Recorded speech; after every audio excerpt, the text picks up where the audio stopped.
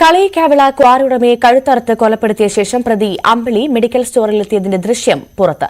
തമിഴ്നാട്ടിലെ പടന്താലമൂട്ടിലെ മെഡിക്കൽ സ്റ്റോറിൽ നിന്ന് പുറത്തുവരുന്ന ദൃശ്യം ന്യൂസ് 8-ന് ലഭിച്ചു.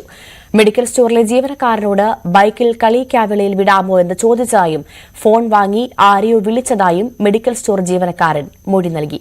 പാറശാല സ്വദേശി സുനിലിന് വേണ്ടി പോലീസ് അന്വേഷണം ഊർജിതമാക്കി. അമ്പിളിക്ക് സർജിക്കൽ ബ്ലേഡും ഗ്ലൌസും വാങ്ങി നൽകിയത് സുനിലാണ്. വി വിനോദ് വാർത്തയുടെ വിശദാംശങ്ങളുമായി ചേരുന്നു. വിനോദ്, അങ്ങനെ ഒരു കൊലപാതകത്തിന്റെ ചുരുളഴിയുകയാണ്. പ്രതി കുറ്റം സമ്മതിച്ചു. ഈ സുനിൽ അതാരാണ്? ഈ സുനിലും പ്രതിയുമായുള്ള ബന്ധം അതെങ്ങനെയാണ്?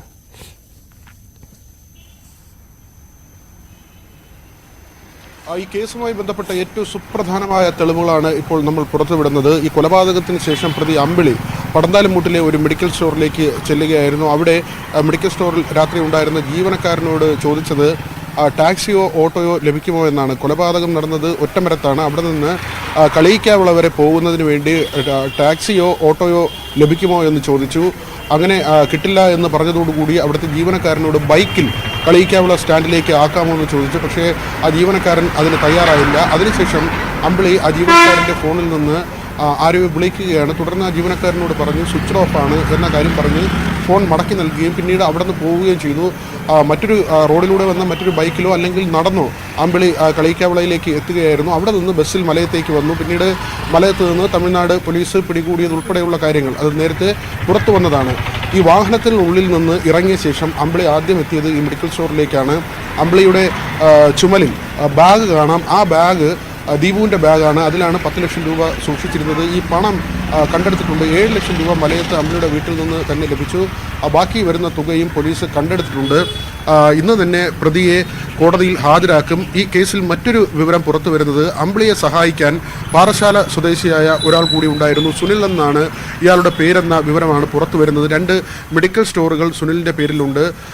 സുനിലാണ് ഈ കഴുത്തറക്കാനുള്ള ബ്ലേഡും അതോടൊപ്പം തന്നെ അമ്പിളിക്ക് ധരിക്കാനുള്ള വസ്ത്രങ്ങളും അത് ഈ കോട്ട് ഉൾപ്പെടെയുള്ള കാര്യങ്ങൾ ഇതെല്ലാം നൽകിയത് സുനിൽ എന്ന വിവരമാണ്. സുനിലിന് വേണ്ടിയുള്ള തിരച്ചിൽ ഇപ്പോൾ ഊർജിതമാക്കിയിട്ടുണ്ട്. ഇരുവരും ആസൂത്രിതമായി നടപ്പാക്കിയ കൊലപാതകമെന്നാണ്. ദീപുവിൻ്റെ യാത്ര നേരത്തെ മനസ്സിലാക്കുകയും പിന്നീട് ഈ വാഹനത്തിൽ അമ്പിളി കടന്നുകൂടുകയും ചെയ്തു എന്നാണ് കരുതുന്നത്.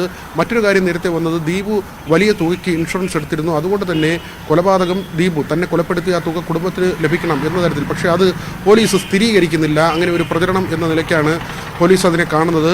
ഈ ഗൂഢാലോചന നടന്നിട്ടുണ്ട്. 2 പേർ ചേർന്ന് ഈ കൊലപാതകം നടത്താൻ തീരുമാനിച്ചു. അതിൻ്റെ ഒരു ആസൂത്രണവും പിന്നീട് അത് നടപ്പാക്കിയ രീതിയും ഈ ആസൂത്രിതമായുള്ള കൊലപാതകമാണ് എന്ന കാര്യത്തിൽ തർക്കമില്ല. നമ്മൾ പുറത്തുവിട്ട ദൃശ്യങ്ങളടക്കം അത് സാധൂകരിക്കുന്നതാണ്.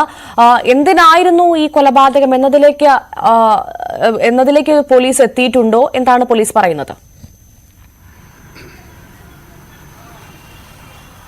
10 ലക്ഷം രൂപയാണ് ദീപു സഞ്ചരിക്കുമ്പോൾ ദീപുവിൻ്റെ പക്കലുണ്ടായിരുന്നത്. തിരുവനന്തപുരത്ത് നിന്ന് പോണ്ടിച്ചേരിയിലേക്കുള്ള യാത്ര, ക്വാറിയിലേക്ക് ആവശ്യമായ വാഹനം വാങ്ങുന്നതിന് വേണ്ടിയാണ് ഈ തുകയുമായി യാത്ര പുറപ്പെട്ടത്. പ്രതി ഈ വാഹനത്തിൽ കയറുന്നത് അമ്പിളി തിരുവനന്തപുരം മുതൽ ഉണ്ടായിരുന്നു എന്ന കാര്യത്തിൽ വ്യക്തതയില്ല. നെയ്യാറ്റിൻകരയിൽ നിന്നോ കളിയിക്കാവിളയിൽ നിന്നോ ആണ് അമ്പിളി ഈ വാഹനത്തിൽ കയറുന്നത്. അത് ദീപു ഒപ്പം കൂട്ടിയതാണോ മറ്റേതെങ്കിലും തരത്തിൽ വളരെ തന്ത്രപരമായി അമ്പിളി ഈ വാഹനത്തിൽ കടന്നുകൂടിയതാണോ എന്ന സംശയമുണ്ട്. ഈ അമ്പിളിക്ക് ഒരുപാട് ആരോഗ്യ പ്രശ്നങ്ങൾ ഉള്ള ആളാണ്. അങ്ങനെ ഒരാൾ വാഹനത്തിനുള്ളിൽ ഒരു പിടിവലി നടത്തി ഒരാളിനെ കൊലപ്പെടുത്താൻ കഴിയുന്ന തരത്തിലുള്ള ആരോഗ്യസ്ഥിതി ഉള്ള ആളാണോ, മറ്റാരുടെയെങ്കിലും സഹായം ലഭിച്ചിട്ടുണ്ടോ എന്നതടക്കമുള്ള കാര്യങ്ങൾ പോലീസ് പരിശോധിക്കുന്നുണ്ട്. ഈ വാഹനത്തിൽ നിന്ന് ആദ്യം ഒരു CCTV ദൃശ്യം വരുമ്പോൾ വാഹനത്തിൽ നിന്ന് പോകുന്ന ആളിന് മുടന്തുണ്ട്. ഈ മെഡിക്കൽ സ്റ്റോറിലെ ദൃശ്യങ്ങൾ നമ്മൾ പരിശോധിക്കുമ്പോൾ ആ മെഡിക്കൽ സ്റ്റോറിന് മുന്നിലും അമ്പിളി നടന്നെത്തുമ്പോൾ ഇതേ കാലിലെ മുടന്തുള്ള ആൾ തന്നെയാണ്. അതായത് കൊലപാതകം നടത്തിയത് അമ്പിളിയാണെന്ന് സ്ഥിരീകരിക്കാൻ കഴിയുന്ന തരത്തിലെ തെളിവുകളാണ് ഇപ്പോൾ നമ്മൾ പുറത്തുവിടുന്നത്.